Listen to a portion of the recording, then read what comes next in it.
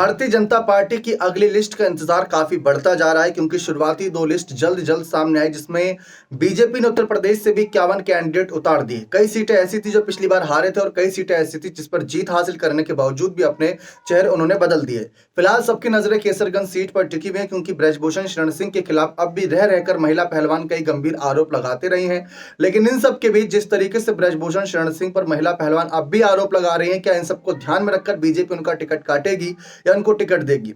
फिलहाल ब्रजभूषण पर जो आरोप लगे वे सिद्ध नहीं हुए क्योंकि केस अभी भी लगातार जारी है।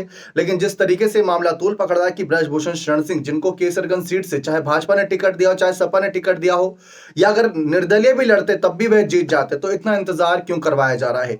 क्यों नहीं उनके या उनके परिवार में से किसी एक चेहरे का ऐलान किया जा रहा है? अगर वह ना सही तो किसी और चेहरे के अगर नाम की चर्चा भी हो रही है तो उस नाम को शायद इस बात का डर रहे कि अगर ब्रजभूषण से अलग बीजेपी उनको जिम्मेदारी दे दे तो कहीं ब्रजभूषण के समर्थक नाराज ना हो जाए और उनके खिलाफ भी पूरा समीकरण ना बैठा दिया जाए। तो इस तरीके से ब्रजभूषण शरण सिंह की सीट पर सबकी नजरें बनी हुई हैं।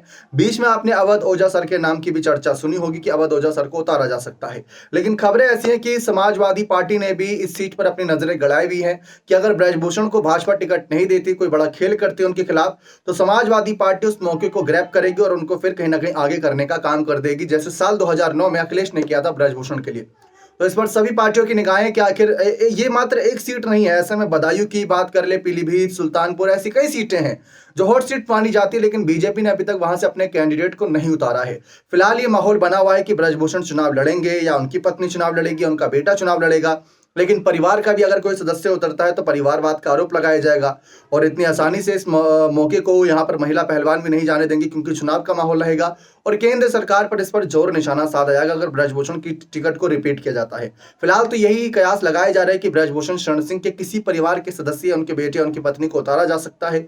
लेकिन सवाल ये बनता है कि ब्रजभूषण जिन्होंने इतनी बार जीत हासिल करी और किसी पार्टी के भी टिकट से चुनाव लड़ा जीते ही हैं, तो इतना इंतजार क्यों? बने रहे चैनल के साथ। बहुत बहुत धन्यवाद।